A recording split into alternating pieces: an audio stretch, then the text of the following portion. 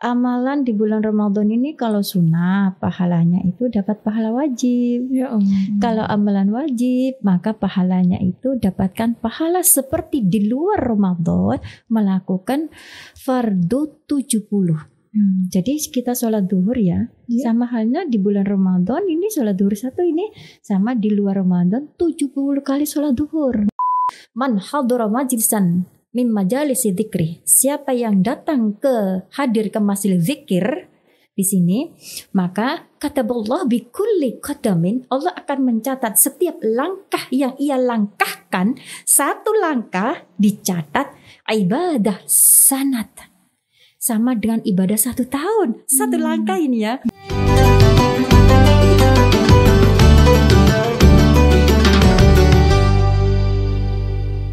Assalamualaikum warahmatullahi wabarakatuh. Waalaikumsalam warahmatullahi wabarakatuh. Kembali lagi di podcast Harian Surya dan Tribun Jatim Network. Semoga teman-teman yang mendengarkan dalam keadaan sehat walafiat. Amin. Nah, teman-teman, kali ini kita akan membahas tema tentang lebih dekat dengan Allah di bulan Ramadan bersama saya, Pipit Maulidia, dan rekan saya, Nur Ika Anissa, serta narasumber kita yang luar biasa yaitu Ibu Halimatus Sa'diyah. Beliau merupakan salah satu pengurus PC Fatayat Sidoarjo sekaligus pengasuh Pondok Pesantren Giri Ketawang Sukodono Sidoarjo.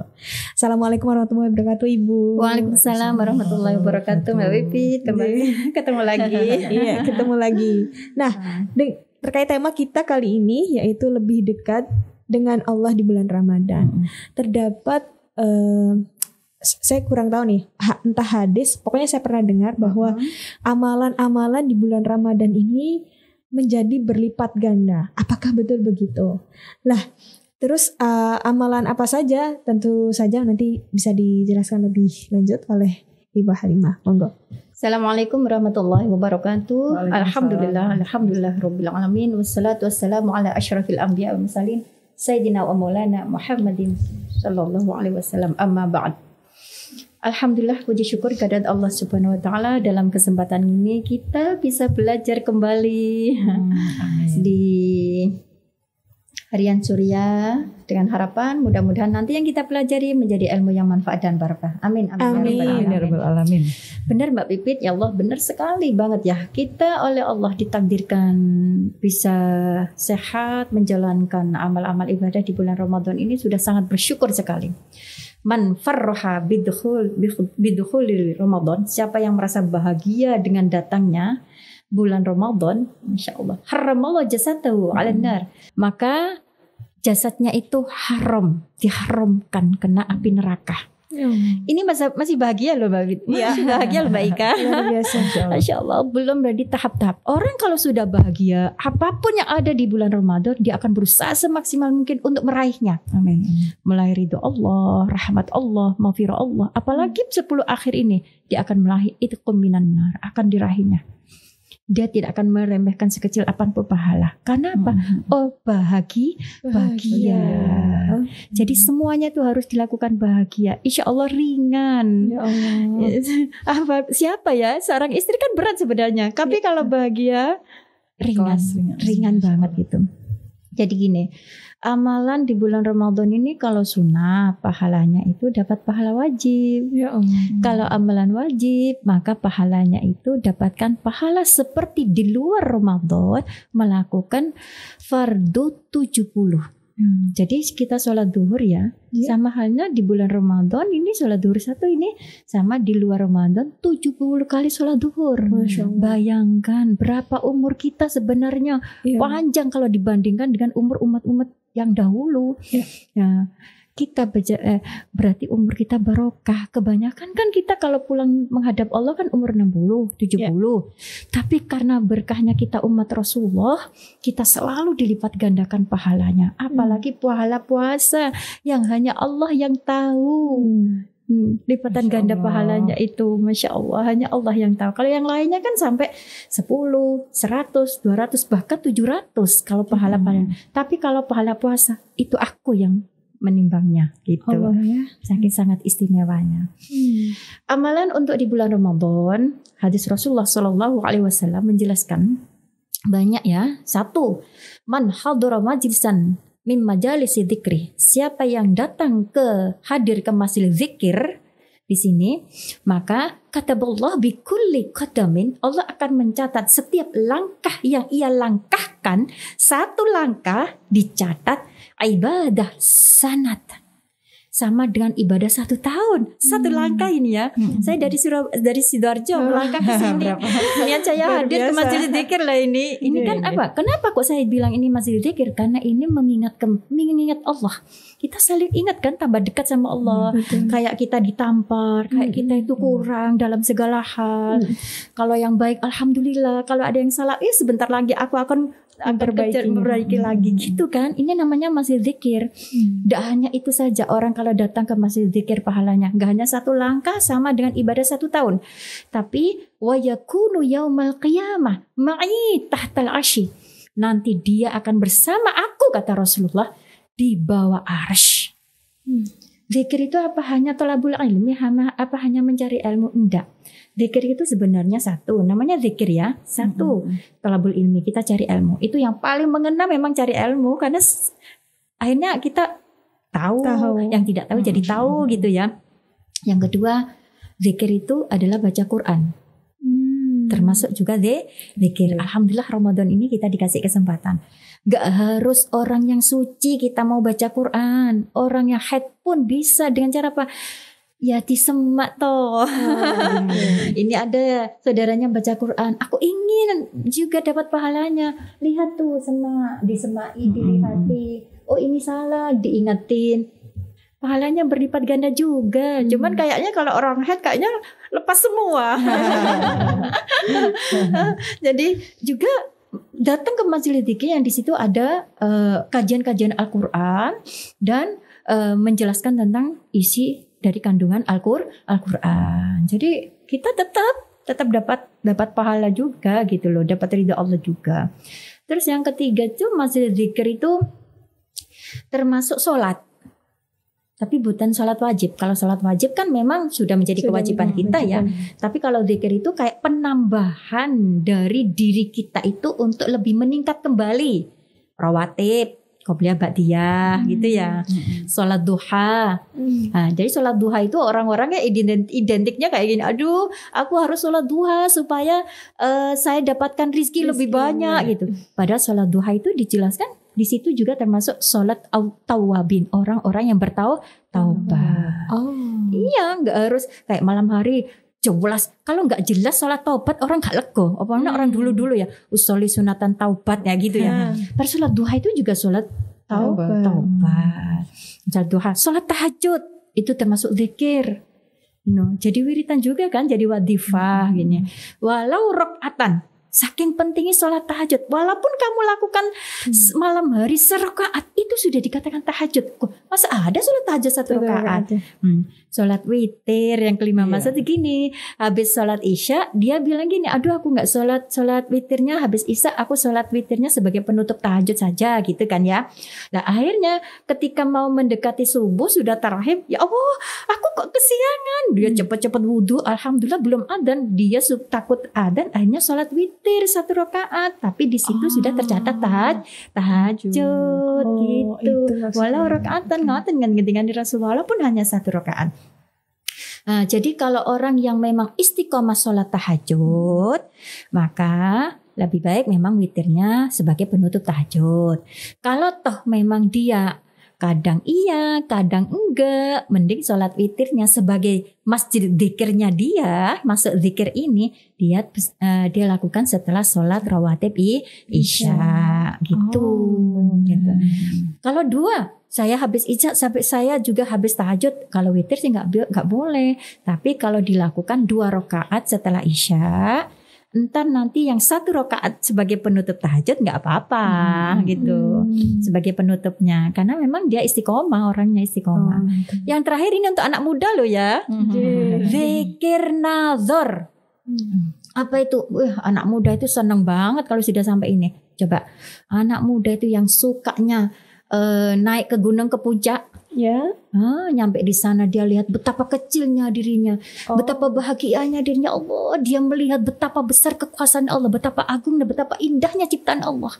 Dia nador hanya sesaat, ibadahnya sama dengan setahun loh. Masya Allah. Dia mengingat semuanya. Ya Allah, orang yang suka mungkin menyelam di dasar laut, subhanallah, dia melihat keindahan ciptaan Allah dengan berbagai macam ikan-ikannya dan karang-karang laut di sana. Ya Allah, dia nador tuh angen-angen ciptaannya Gusti Allah. Ya, nador itu angen-angen. Nah, itu pun sama, sesaat saja sama dengan ibadah setahun.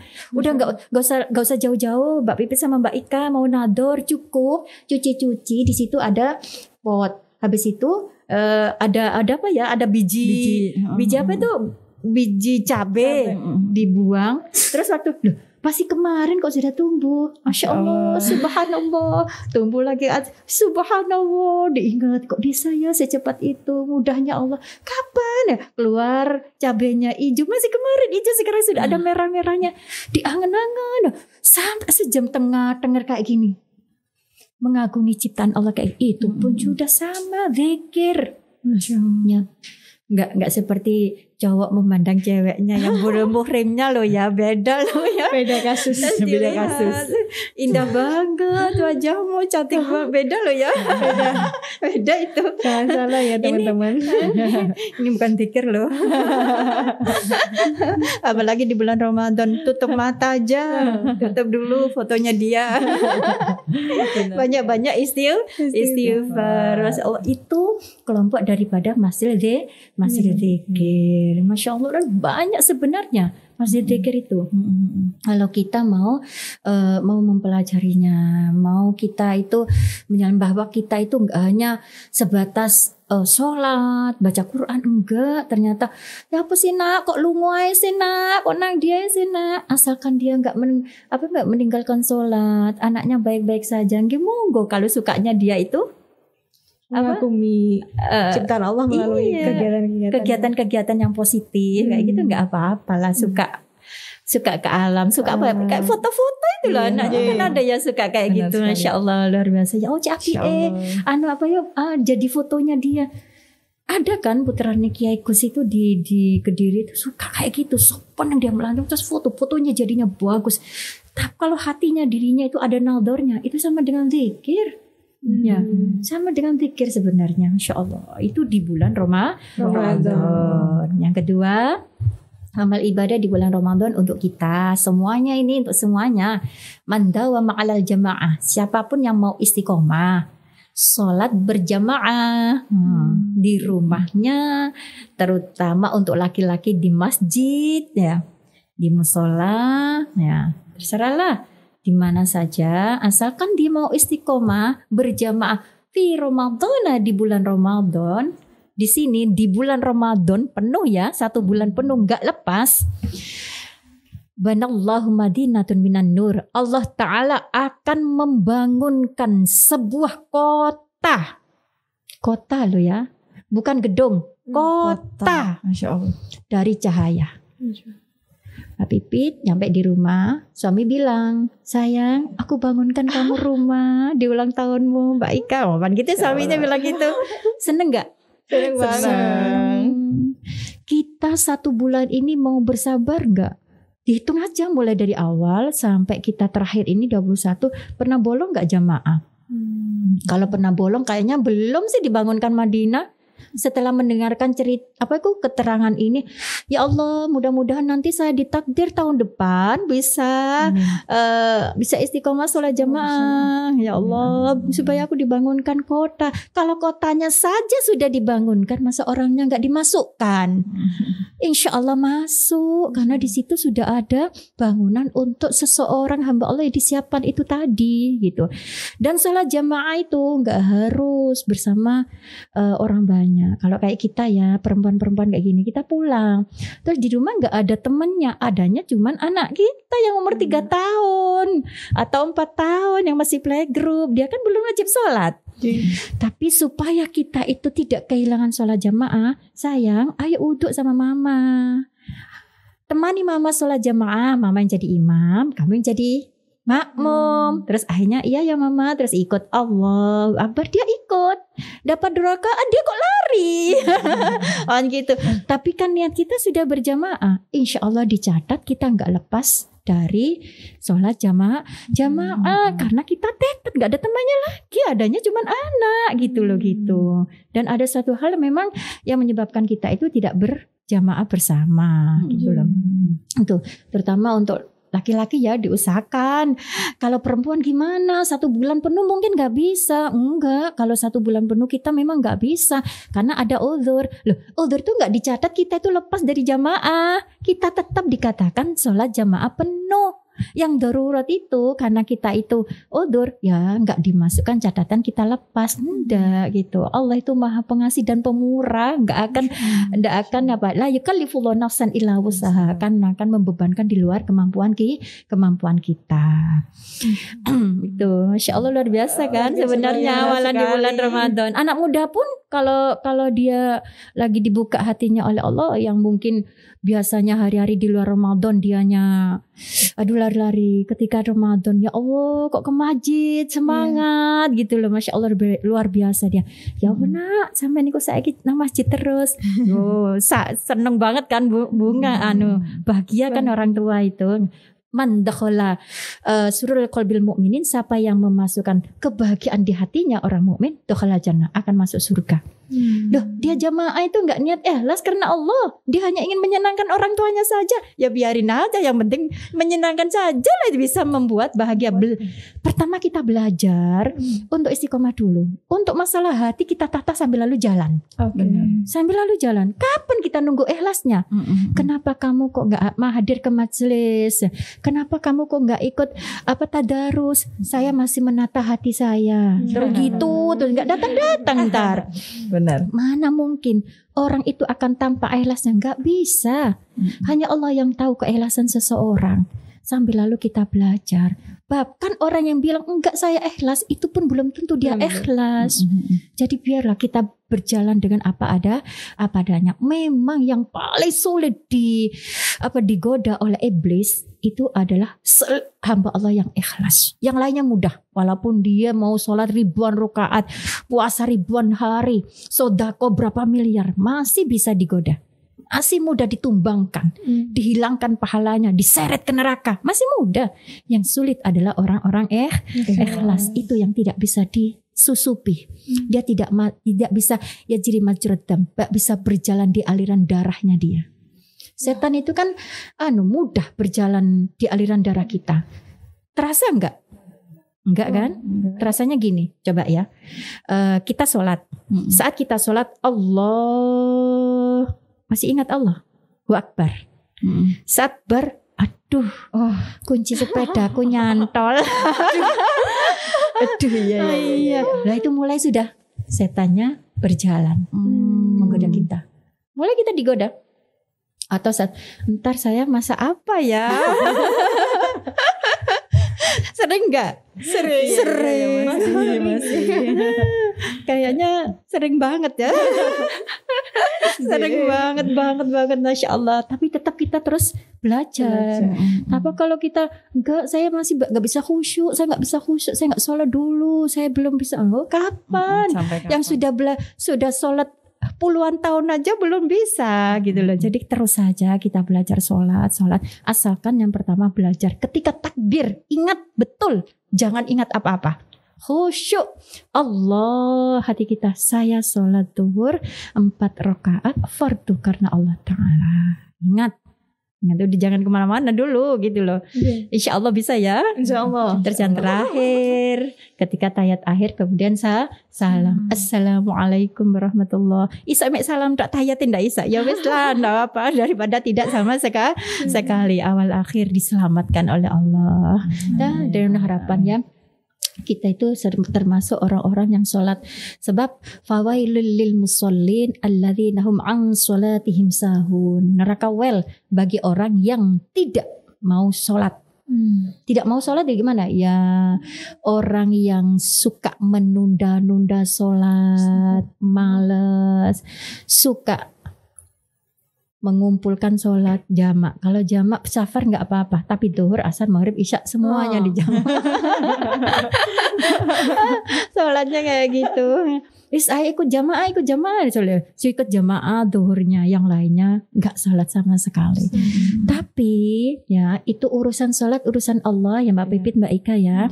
Jangan pernah kita mencela siapapun. Dia mau berangkat sholat, walaupun hanya berangkat subuhnya saja, yang lainnya dia nggak sholat, tetap bersyukur, alhamdulillah dia masih mau sholat. Mudah-mudahan ada peningkatan, dia nambah sholat lagi. Karena kita nggak tahu hakim yang menjadi hakim yang sebenarnya alaihissallahu biahkamil hakimin itu hanya Allah. Kita nggak perlu menghakimi siapapun. Kita harus melihat diri kita sendiri, bagaimana kedepannya kita nggak tahu. Semuanya rahasia Allah, nggak ada yang tahu gitu loh. Nah, Ramadan ini mengajarkan kita bahwa kita ini belajar untuk bertakwa, menjalankan perintah Allah semaksimal mungkin dan menjauhi larangan Allah. Nggak harus sebisa mungkin, harus sekuat mungkin. Ya, kalau ketaatan ya sekuat-sekuatnya saja, nggak masalah. Dia sakit nggak puasa nggak apa-apa, kan gitu ya. Tapi kalau kalau larangan jangan semampunya, tapi sekuat-kuatnya. Ya, gitu. Harus seperti ini. Untuk yang terakhir sebenarnya banyak ya. Harus peduli kepada sesama. Siapapun yang peduli pada sesamanya, man hajata muslimin ila muslimin akhliya, siapapun yang peduli sesamanya, maka Allah akan memberikan alfin hasanatin, 1000 pahala. Wa rafa'a darajatin alfin, diangkat derajatnya 1000 pahala. Wa maha alfin sayiatin, dan akan dihapus dosanya 1000. Ramadan ini kan banyak orang butuh. Tiba-tiba nyampe di rumah, Mbak Pipit, aku butuh uang. Mbak Ika, banyak orang butuh gitu. Ya kita nggak usah bohong kalau kita memang nggak punya. Kalau toh punya tapi kita butuh, ya dikasih lah sebisanya berapa gitu. Nggak harus memenuhi semua apa yang ia minta gitu loh. Yang penting kita bisa membantu semampu kita. Itulah apa yang kita lakukan nanti di bulan Ramadan. Mudah-mudahan diterima oleh Allah. Amin. Semoga amal-amal kita diterima. Ya, banyak banget ini sepertinya. Jadi hal-hal yang harus dioptimalkan gitu. Betul, apalagi sudah memasuki ini akhir bulan Ramadan. Sayang banget, nggak terasa ya. Kayak berasa sedih gitu ya, Mbak ya. Sedih aja kayak gitu. Ternyata udah mau berakhir aja. Terus kita ngapain aja gitu kan. Iya benar. Tapi dari podcast kita kali ini, dari apa yang disampaikan Mbak Halimah tadi, luar biasa. Kita masih ada waktu kok untuk mengoptimalkan Ramadan ini. Di tahun ini, dan juga bisa menjadi bekal di bulan Ramadan yang akan datang. Misalnya tadi sholat berjamaah ya. Kalau bisa 1 bulan penuh tuh jangan sampai benar. Kalau misal suami yang belum ngajak, kita bisa ngajak langsung. Gitu ya. Gitu. Saling mengajak ya. Benar, mengajak. Supaya masuk az-zakirina waz-zakirat gitu. Ya. Karena keterbatasan waktu kita kali ini, kita harus mengakhiri podcast Ramadan. Semoga di lain kesempatan kita bisa bertemu lagi dengan Mbak Halimah. Amin. Untuk mendalami ilmu agama yang lain. Benar. Tidak hanya di bulan Ramadan mungkin ya. Kita bikin spesial lagi ya. Betul. Ya teman-teman, Harian Surya dan Tribun Jatim Network, terima kasih sudah mengikuti podcast Ramadan kita hari ini yang bertema lebih dekat dengan Allah di bulan Ramadan. Semoga apa yang disampaikan narasumber kita sampai ya pada teman-teman sekalian yang mendengarkan. Amin. Dan bisa menyentuh. Siap. Jadi ilmu yang manfaat bisa dijalankan. Amin, insyaallah. Amin. Ya, kita akhiri podcast kita hari ini. Assalamualaikum warahmatullahi wabarakatuh. Waalaikumsalam warahmatullahi wabarakatuh.